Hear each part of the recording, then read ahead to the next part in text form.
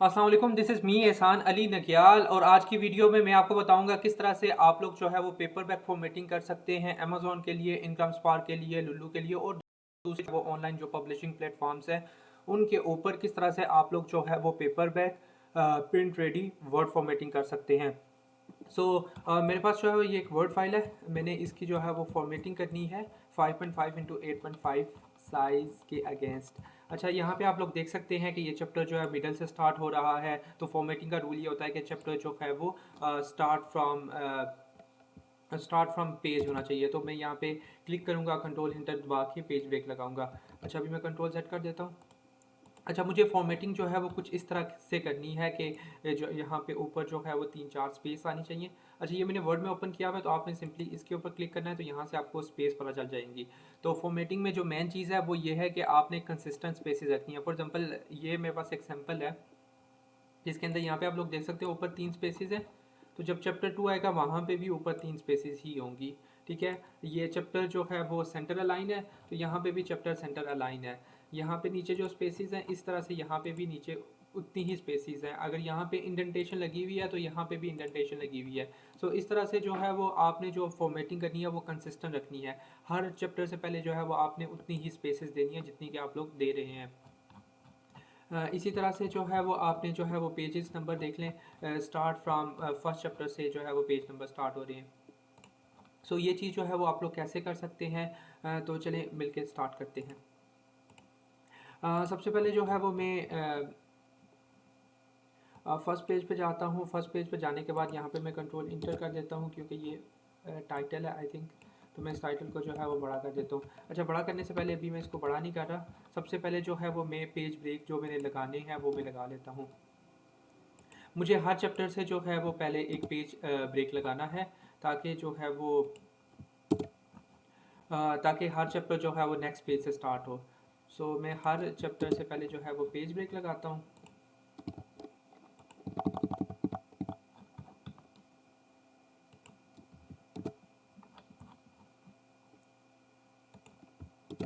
क्योंकि इसके बुक के जो पेजेस हैं वो बहुत ही ज़्यादा हैं, चैप्टर तकरीबन 80 प्लस हैं। तो मैं आपको अभी जो है वो 10 चैप्टर्स के लिए करके दिखा देता हूँ। हर चैप्टर से पहले मैं कंट्रोल इंटर दबा रहा हूँ पेज ब्रेक लगाने के लिए।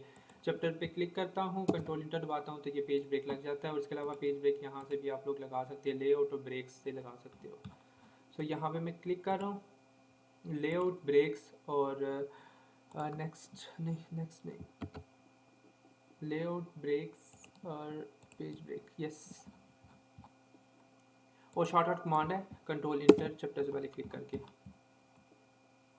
कंट्रोल इंटर दबाएंगे। मैंने अभी जो है वो 10 चैप्टर ही आपको करके दिखाने हैं, बाकी आप लोग खुद कर लीजिएगा। अच्छा, उसके बाद जो है वो मैंने क्या करना है, क्योंकि ये जो बुक है इसके अंदर जो है वो ये सारी सारी लिस्टेड एज पैराग्राफ हैं। मुझे जो है वो इस बुक के अंदर इस होल को जो है वो नॉर्मलाइज कर लेना है। नॉर्मलाइज करने से पहले मैं बेसिकली क्या करता हूँ, मैं ना इसका साइज सेट करता हूँ। लेआउट में आता हूँ, साइज़ में आता हूँ, मोर साइजेस में जाता हूँ, और इसका जो साइज़ है वो मैं 5.5 इंटू 8.5 कर देता हूँ। अच्छा, साइज सेट करने के बाद जो है वो मैंने मार्जिन भी सेट करने हैं। तो मैं इसका जो मार्जिन है वो मैं इसका 0 पॉइंट, अब मार्जिन जो है वो नॉर्मली जो फाइल्स हैं, जो स्पेशली नावल टाइप या इस तरह की फ़ाइल्स हैं, उसका जो फाइल अगर 200-300 पेजेस की फ़ाइल है तो आप 0.6 या 0.7 रख सकते हैं। इस तरह का जो मार्जिन है वो बेस्ट रहेगा। मैं इसका जो है 0.65 रख देता हूँ। बाकी आप जो है वो गूगल पे जाके अमेज़ॉन KDP की गाइडलाइंस भी दे सकते हैं कि वहाँ पे जो मार्जिन की क्या रिक्वायरमेंट्स है, तो आप उसको भी देख के जो है वो कर सकते हैं। अच्छा, यहाँ पे आप लोग देख सकते हैं कि जो लेफ़्ट पे और राइट के ऊपर जो है वो बहुत ही ज़्यादा स्पेस है। इस चीज़ के लिए जो है वो मैं पहले से ही चाह ये रहा था कि मैं इसको ना, क्योंकि इसके ऊपर लिस्ट का टैग लगा हुआ है, स्टाइल लगा हुआ है। यहाँ पे आप लोग देखेंगे तो यहाँ पे जो है वो स्टाइल्स लगे जो होते हैं वो आपको शो हो रहे होते हैं। तो यहाँ पे पैराग्राफ लिस्ट का लगा हुआ है। मैं पहले से भी चाह ये रहा था मैं इसको जो है वो नॉर्मल कर लूँ। नॉर्मली अगर आपने इस तरह की कोई चीज़ करनी है तो आपने देख के करना है, ऐसा ना हो कि कहीं पे कुछ बोर्ड या कोई और स्टाइल लगा हो और वो इससे जो है वो ख़राब हो जाए। इस तरह की जब भी आप कोई चीज़ होल बुक के ऊपर स्टाइल लगा रहे होते हैं तो देख के करिएगा। अच्छा, इसके बाद जो है वो मैंने क्या करना है, मैंने सबसे पहले तो H1 बनानी है। क्विकली मैं H1 बनाता हूँ। सो मैं यहाँ पे क्लिक करता हूँ, H1 पे क्लिक करता हूँ, H1 की प्रॉपर्टीज़ में जाता हूँ, इसको मैं सेंटर अलाइन करता हूँ, टाइम न्यू रोमन्स कर देता हूँ। फ़ॉन्ट साइज़ आपके ऊपर डिपेंड करता है कि आप कितना रखना चाह रहे हैं, तो मैं इसको जो है वो बोल्ड कर देता हूँ और सेंटर अलाइन कर देता हूँ, तो यहाँ पे ये आ जाएगा। अच्छा, मैंने बेसिकली इसके अलावा ऊपर 3 स्पेसेस देनी थी, 1 2 3। अच्छा, ये आप देख के जो है वो, जो भी आपकी अगर क्लाइंट की रिक्वायरमेंट है तो उस हिसाब से जो है वो आप लोगों ने कर लेना है। इसके अलावा जो है मैं यहाँ पे नॉर्मल के स्टाइल्स में आता हूँ और इस टेक्स्ट को मैं जस्टिफाई कर देता हूँ। जस्टिफाई करने के बाद मैं पैराग्राफ्स के अंदर जाता हूँ।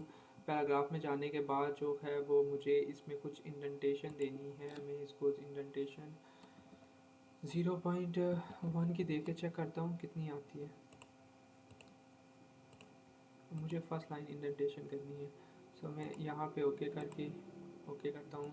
सो आई थिंक ये थोड़ी सी ज़्यादा लग रही है मुझे, लेकिन अभी के लिए जो है वो आपको समझ आ गई कि इंडेंटेशन आपने कैसे करनी है। अगर आपने देखे स्टाइल दिया होता है तो स्टाइल देने का क्या फ़ायदा है, यहाँ पे मैंने इंडेंटेशन दिया है, हर पैराग्राफ के ऊपर वो इंडेंटेशन लग गई है।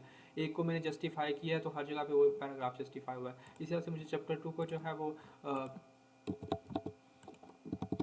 चैप्टर 2 को H1 बनाना है और उसके बाद जो है मैंने H1 बनाना है और साथ में ना ऊपर उसके कुछ स्पेसेस दे देनी है। इस तरह से चैप्टर 3 को जो है वो मैंने H1 बनाना है। H1 बनाने के बाद जो है वो मैंने ऊपर जो है वो कुछ स्पेसेस दे देनी है, 2 3 और नीचे भी स्पेसेस दे देनी है।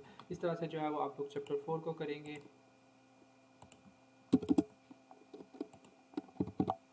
मैं क्विकली जो है वो बस जस्ट H1 बनाता हूँ ताकि मैं आपको टेबल ऑफ कंटेंट बनाना भी सिखा दूँगा, तो इसलिए मैं इसको बनाना चाह भी रहा हूँ कि कुछ चैप्टर्स बनाने के बाद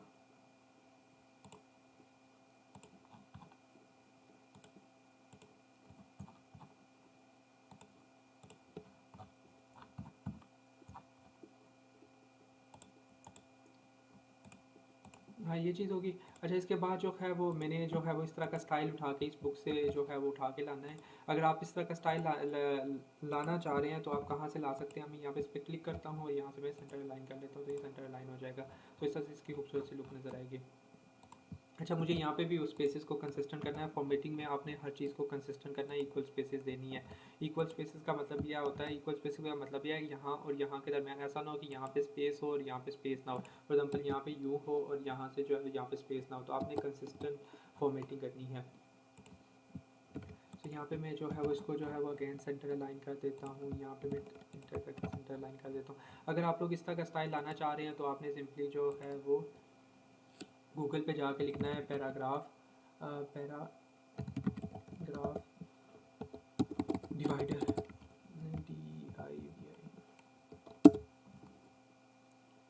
सो आप लोग जो है वो यहाँ से पैराग्राफ डिवाइडर ला के और उसको PNG या JPEG फॉर्मेट में डाउनलोड करके चेक कर लीजिएगा कि उसके बैक पे बैकग्राउंड ना आ रहा हो, तो आप उसको डाउनलोड करके और आप यहाँ पे जो है वो ऐड कर लीजिएगा।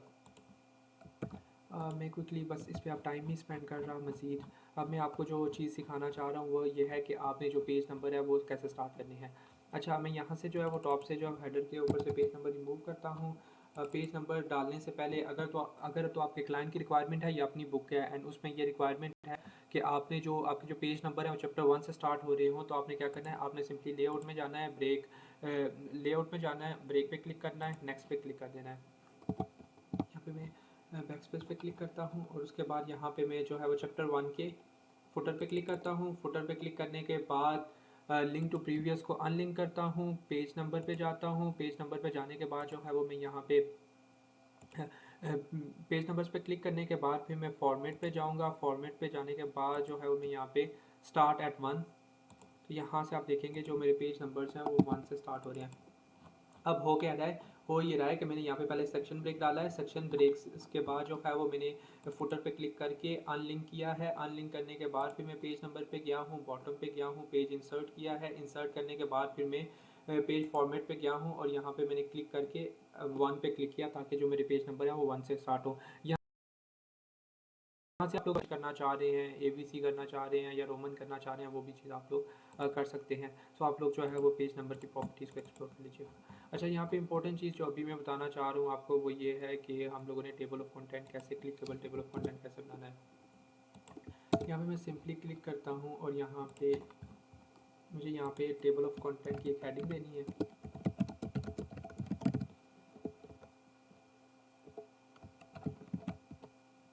टेबल ऑफ कंटेंट की हेडिंग देने के बाद जो है वो सिंपली मैं क्या करूँगा, मैं रेफरेंसेस के अंदर आऊँगा, टेबल ऑफ कंटेंट में आऊँगा, custom generate table of content में आऊँगा। यहाँ पे क्योंकि मेरे पास सिर्फ अभी H1 ही है, एक ही हेडिंग मैंने बनाई है, तो मैं यहाँ पे H1 पे क्लिक करता हूँ और यहाँ पे जो है वो आप देखेंगे मेरे टेबल ऑफ कंटेंट जनरेट होके आ गया। मैं यहाँ पे क्लिक करूँगा तो वो स्पेसिफिक जो है वो चैप्टर पे चला जाएगा। क्योंकि अभी मेरे पास तो सिर्फ 10 चैप्टर्स थे, तो 10 चैप्टर्स का जो टेबल ऑफ कंटेंट बन गया है। अच्छा, आप चैप्टर टेबल ऑफ कंटेंट की भी बहुत सारी प्रॉपर्टीज़ हैं, उसको भी जो है वो आप लोग एक्सप्लोर कर सकते हैं। डिफरेंट काइंड के जो है वो आपको फॉर्मेट्स मिल जाएंगे। अगर पेज नंबर आप शो करना चाह रहे हैं तो भी कर सकते हैं, अगर नहीं करना चाह रहे हैं तो भी नहीं कर सकते। इसके अलावा अगर आप H1 बनी हुई है तो H1 का अगर आप बोल्ड करना चाह रहे हैं H1 को, तो आप लोग यहाँ से बोल्ड कर सकते हैं। साइज छोटा बड़ा करना चाह रहे हैं तो आप यहाँ से करके ओके करके ओके करके ओके करके आप इस तरह से कर सकते हैं। सो इस तरह से जो है वो आप लोग H1 की डिफरेंट प्रॉपर्टीज़ को जो है वो आप लोग एक्सप्लोर कर सकते हैं।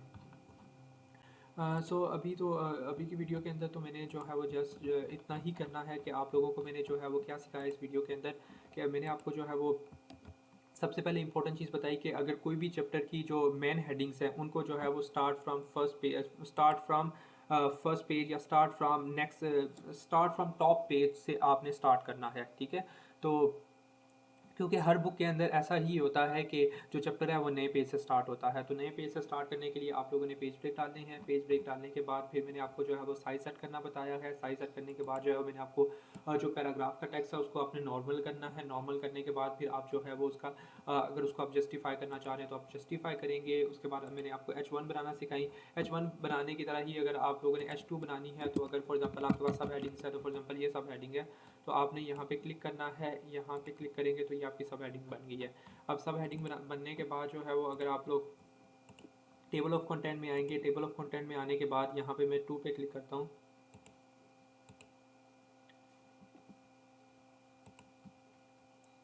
2 पे क्लिक करके ओके करता हूँ, रिप्लेस करता हूँ। सो यहाँ पे आप लोग देख सकते हैं मेरी वो भी हेडिंग जो है वो एज H2 आ गई है। सो इस तरह से जो है वो आप लोग जो है वो H2 वगैरह बना सकते हैं, और जो भी आपकी H2 होगी उसको जो है वो आप लोग ये स्टाइल दे सकते हैं। अगर आप H2 का स्टाइल चेंज करना चाह रहे हैं तो सिंपली आपने यहाँ पे क्लिक करना है। फिर इस तरह से आपने जाना है। अच्छा, ये जो स्टाइल वाली चीज़ है ये ज़रूरी क्यों है? ये ज़रूरी इसलिए है कि क्योंकि अगर आप किसी एक जगह पे आप H2 का साइज चेंज करेंगे हेडिंग 2 का, तो हर जगह पे चेंज हो जाएगा। तो ये बेस्ट चीज़ है। स्टार्टिंग में आपको ये थोड़ी सी प्रॉब्लम लगेगी कि यार ये क्या जो है वो मैं हर एक को क्लिक कर रहा हूँ, ऐसे कर रहा हूँ, वैसे कर रहा हूँ। लेकिन बाद में ये आपके लिए बहुत ज़्यादा फ़ायदेमंद होगी कि अगर आप एक जगह से जो है वो फ़ॉन्ट साइज़ चेंज करेंगे तो हर जगह से जो H2 है वहाँ पे जो है वो फ़ॉन्ट साइज़ चेंज हो जाएगा। अगर एक जगह पे आपको कलर चेंज करेंगे तो हर जगह पे वो जो कलर है वो चेंज हो जाएगा। तो जो अगर स्टाइल बना के प्रॉपर तरीके से अगर आप काम करेंगे तो ये आपके लिए बहुत ज़्यादा फ़ायदेमंद होगा। जब भी आप अगर चेंजेस करना चाह रहे हैं तो उस सिचुएशन में जो है ये आपके लिए बेस्ट रहेगा। उसके बाद जो है जब भी आपके पास ये सारी फॉर्मेटिंग हो गई है, आपने जो है वो टाइटल पेज को अच्छा सा सेंटर अलाइन करके, बोल्ड करके, लिटिल बिट मिडल करके, जो भी ऑथर का नेम है यहाँ पे ऑथर का नेम लिख के, अगर आपके पास कॉपीराइट पेज है तो आप कॉपीराइट पेज लगा सकते हैं। ऐसे मैं आपको यहाँ से सैम्पल, तो यहाँ पे आप लोग देख सकते हैं कि टाइटल, चैप्टर, उसके बाद कॉपीराइट पेज है। सो इस तरह की जो है वो आप लोगों ने जो है वो फॉर्मेटिंग करनी है। एट एंड पे आप लोग यहाँ पे इसको क्लिक करके सो इस तरह से जो है वो आप उसको जो है वो खूबसूरत सी लुक जो है वो दे सकते हैं। उसके बाद जो है वो आपने सिंपली जो है वो फाइल पे जाना है, सेव एज़ पे जाना है और सेव एज़ PDF कर लेना है। या अगर आप लोग वर्ड फाइल अपलोड करना चाह रहे हैं तो आप कर सकते हैं। सो इस तरह से जो है वो आप लोग जो है वो पेपर बैक फॉर्मेटिंग जो है वो कर सकते हैं। इसमें भी बहुत ज़्यादा इम्प्रूवमेंट्स की गुंजाइश है। ये तो आपके ऊपर है कि आप जैसे जैसे सीखते जाएंगे तो आप मज़ीद जो है वो इसमें चीज़ों को जो है वो एक्सप्लोर कर सकते हैं। अभी फाइल एक्सपोर्ट हो रही है एज PDF और आई थिंक हो गई है।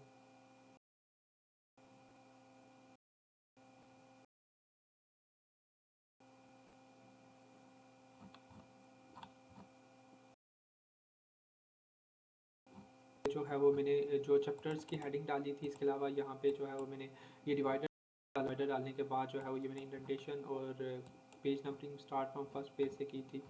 और इस तरह से जो है वो यहाँ पे मेरे पास ये टेबल ऑफ कंटेंट आ गया। जिस टेबल ऑफ कंटेंट पे मैं क्लिक करूँगा तो वो वहाँ पे चला जाएगा। सो इस तरह की डिफरेंट चीज़ें जो है वो आप MS वर्ड में एक्सप्लोर कर सकते हैं। Thank you so much. ये थी मेरी आज की वीडियो।